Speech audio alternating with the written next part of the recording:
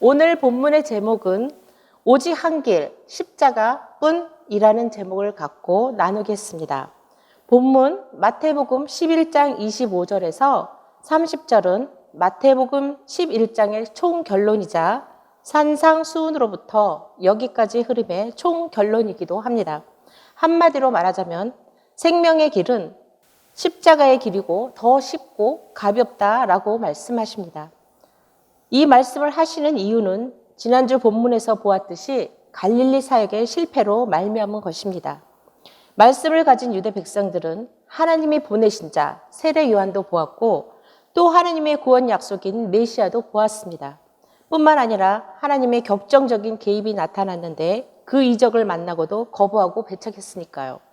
오늘 본문은 참으로 종교의 강팍함에서 돌이킬 수 있는 길은 오직 십자가뿐이구나 라며 예수께서 깨닫고 말씀하시는 장면입니다. 먼저 단락을 두 개의 단락으로 나누겠습니다. 첫째 단락은 11장 25절에서 27절로 생명의 길은 십자가뿐이다. 이어서 둘째 단락은 11장 28절에서 30절로 너희가 진정으로 살고 싶은 삶은 고난도 기쁨이 된다입니다. 그럼 첫째 단락의 요지와 절반을 보겠습니다. 첫째 단락 25절에서 27절의 요지는 현상의 단절에서 본래의 하나님으로 가는 길은 오직 십자가뿐이다. 다른 길은 절대 없다라고 말씀하십니다.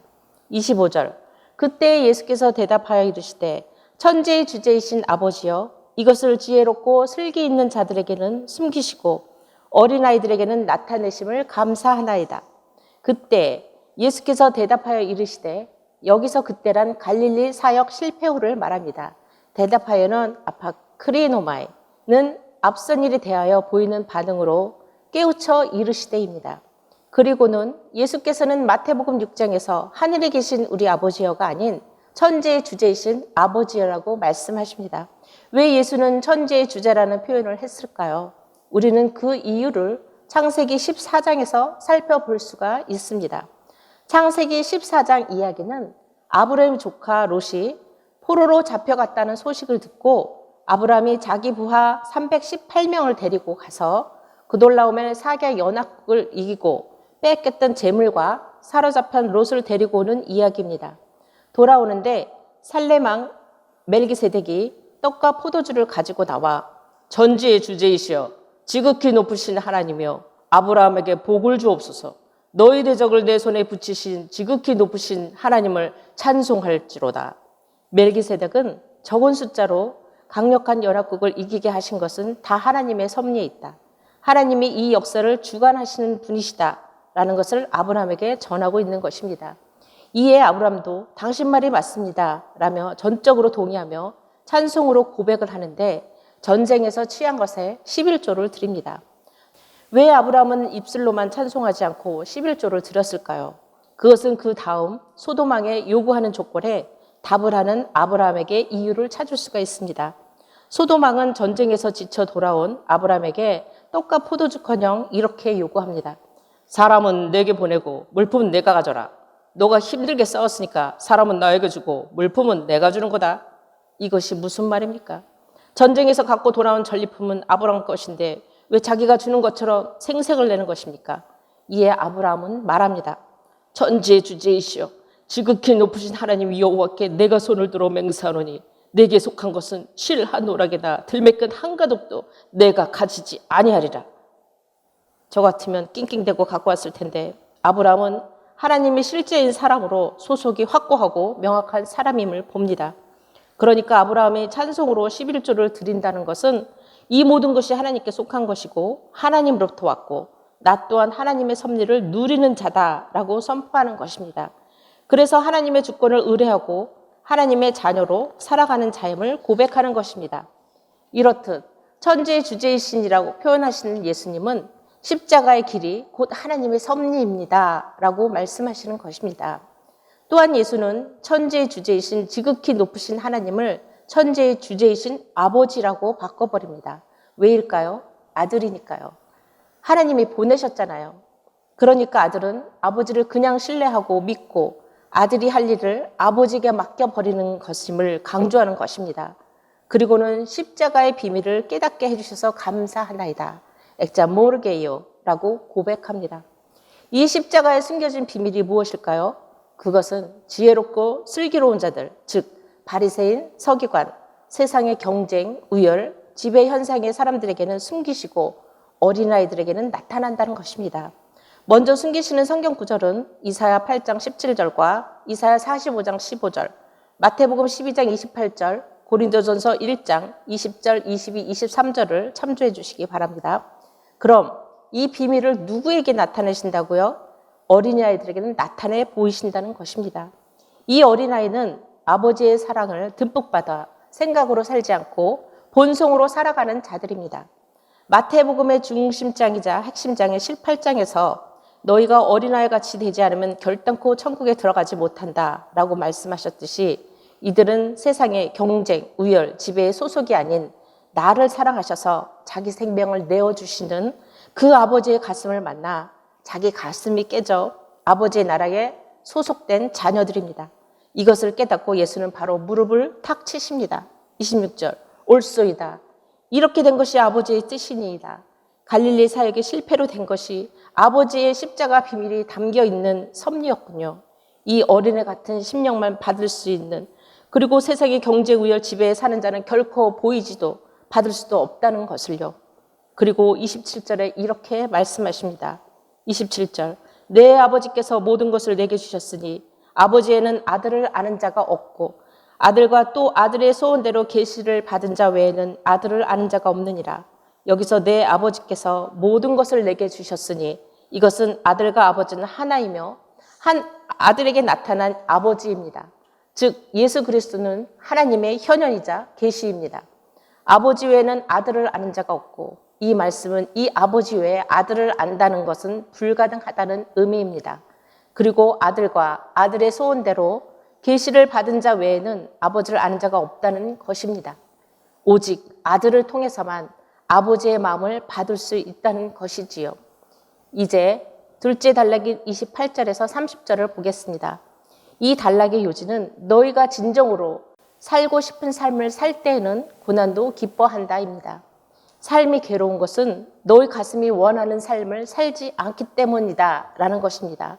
그래서 28절, 수고하고 무거운 짐진 자들아 다 내게로 오라. 내가 너희를 쉬게 하리라. 수고하고 무거운 짐진 자들은 세상의 경쟁, 우열, 지배에서 무조건 타인을 짓밟고 내 이익이 우선이어서 이기고 또 이겨야 하는 자들의 모습입니다. 앞에 수고라는 단어는 능동태이고 뒤에 무거운 짐진 자들은 수동태로 세상의 조건과 규정에 맞춰 있는 나, 다시 말하면 가슴이 없는 나, 나됨이 없는 것으로 세상이 규정하는 나를 받아서 사느라고 완전히 지쳐있는 자의 모습이라는 것입니다. 이들에게 다 내게로 오라. 내가 너희를 쉬게 하리라. 여기서 쉼이라는 단어는 어나파우, stop, 멈춤입니다. 무엇을 멈추냐고요? 생각입니다. 가만히 있어도 생각은 쉬지 않고 윙돌아 그것이 더 점점 무거워 우리의 영혼, 육까지 짓눌림 당하는 경험을 해보셨을 것입니다. 이것을 벗어나기 위해서 술, 마약 등 해결하려고 하지만 오직 해결하실 분은 예수님에게만 나와야 합니다. 나와서 예수에게 배워야 합니다. 그렇다면 예수의 무엇을 배우라는 것입니까? 29절, 나는 마음이 온유하고 겸손하니 나의 멍에를 메고 내게 배우라. 그리하면 너희 마음이 쉼을 얻으리라. 먼저 예수의 가슴을 알아야 합니다. 예수의 마음은 온유하고 플러스 겸손하다. 겸손하다, 티파이나스, 낮아진 상태입니다. 즉 자기를 낮추시고 죽기까지 하나님의 뜻에 복종하셔서 십자가에 죽으신 가슴을 만나야 합니다. 그 다음으로는 나의 멍에를 메고, 이 말은 내가 십자가 지는 것 보고 내게 배우라. apprentice, 이 배움은 도제적 숙련을 말합니다. 마치 도자기국 밑에 들어가서 흙 반죽부터 시작해서 물레를 잘 돌려 흠 없는 도자기를 만들 때까지의 숙련을 말합니다. 즉 예수의 온유하고 겸손을 만나 죽음을 향해 가는 예수의 십자가의 길을 따라 우리도 자기 십자가를 지는 삶 속에 세상의 경쟁, 우열, 지배에서 씨름하면서 본성을 피워내는 길로 나됨의 완성의 자리까지 갈 때까지 자라나야 한다는 것입니다. 그리하면 너희 마음이 쉼을 얻는다는 말씀이지요. 다시 말하면 씨름을 통해서 점점 본성으로 살게 되면 평강을 얻는다는 것이죠. 예레미야 6장 16절에 여호와께서 이와 같이 말씀하시되 너희는 길에 서서 보며 선한 길이 어디인지 알아보고 그리로 가라. 너희 심령이 평강을 얻으리라 하나 그들의 대답에 우리는 그리로 가지 않겠노라 하였으며 17절 내가 또 너희 위에 파수꾼을 세웠으니 나팔 소리를 들으라 하나 그들의 대답에 우리는 듣지 않겠노라 하였도다. 계속해서 수고하고 무거운 짐을 질 것인가 아님 십자가 길을 씨름하면서 평강을 누리면서 살 것인지는 우리의 각자의 선택에 달려 있습니다.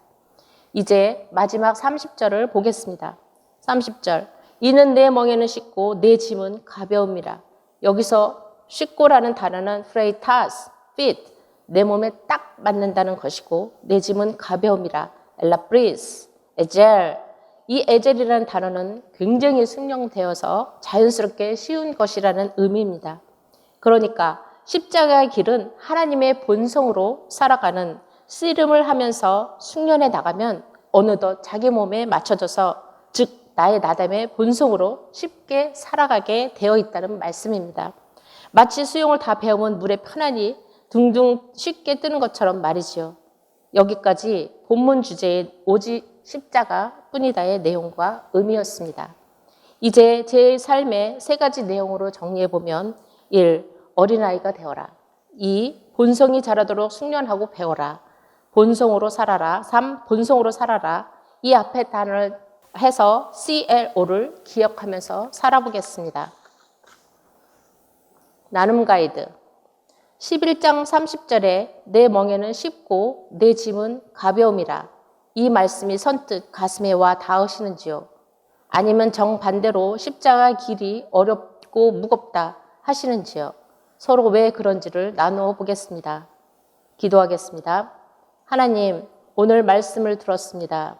들은 말씀을 가슴에 고이 간직해서 몸으로 사는 우리가 되게 인도하여 주옵소서. 예수님 이름으로 기도합니다.